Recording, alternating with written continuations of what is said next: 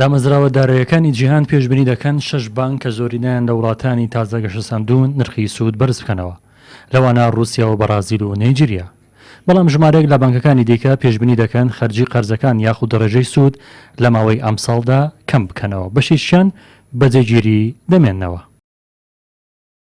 بە جۆرەی راپۆرتی ئاژانسی بلومبێرگ نرخی سوود لە بانکی فیدرالی ئەمریکا لە سەدا 0.2 ئەمریکاش ئەو ڕێژەیە وەکو خۆی تاوەکو کۆتایی ساڵ بەجێگیری دەهێڵێتەوە. بەڵام بەرپرسانی بانکی فیدرالی ئەمریکا گفتوگۆکانیان دەست پێ دەکەن بۆ ئەوەی گۆڕانکاری لە بەرنامەی قەواڵەکاندا بکەن بە ئامانجی گەشانەوەی ئابووری ئەمریکا. پێشبینیش دەکرێت تاوەکو ساڵی 2023 ئەمریکا ڕێژەی سوود بگەێنێتە نزیک سفر. یەکێک لە بژاردەکانیش فرۆشتنی قەواڵەکانە بە بەهای 120 میلیارد دلار مانگانە. ئەم هەنگاوەش بە ئامانجی گەشانەوەی بازاڕەکان و ڕەخساندنی هەلیکارە لە ئەمریکا. بڕیاریشە هاوشێوەی مانجی ئازار 916,000 هەلیکار بڕەخسێن. راپۆرتەکەی بلومبێرگ کاری لەسەر بانکی ناوەندی ئەوروپاش کردووە کە ڕێژەی سوودی ئاسپاردەکان لە سەدا 0.5 بێت.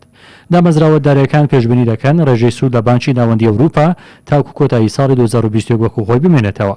دامەزراوە داراییەکانی جیهان پێشبینی دەکەن بانکی ناوەندی ئەوروپا بەردەوام دەبێت لە دابینکردنی پاڵپشتی بۆ کۆمپانیەکان و هاوڵاتیانی تاوەکو ڤایرۆسی کۆڕۆنا بە یەکجاری کۆتایی دێت. تا ئێستا زیاتر لە 2 تریلیۆن و 200 میلیارد دلاری تەرخان کردووە. هەروەها قمەجەکانی پێدانی قەرزشی ئاسان کردووە. ئەم بەرنامەیەش تاوەکو 2022 گرنتی کراوە. با ئامانجی کەمکردنەوەی زیانەکان و گەڕانەوەی چالە چابووریەکان بانکی نیشتیمانی چینیش ڕێژەی سوودی تاوەکو کۆتایی ئەمساڵ بۆ 3.85 کەم کردەوە، لە هەمان کاتدا بڕی خەرجەکانیشی بۆ کردی تایبەت و هاوڵاتیانی زیاد کردووە. بە جۆرەی پێشبینیەکانی دامەزراوە داراییەکانی حکوومەتی چین ئەم هەنگاوە دەبێتەوەی بەرزکردنەوەی ئاستی گەشی ئابووری وڵات و هەوڵیش دەدەن پێداچوونەوە بە سیاسەتی دارایی وڵاتدا بکەن.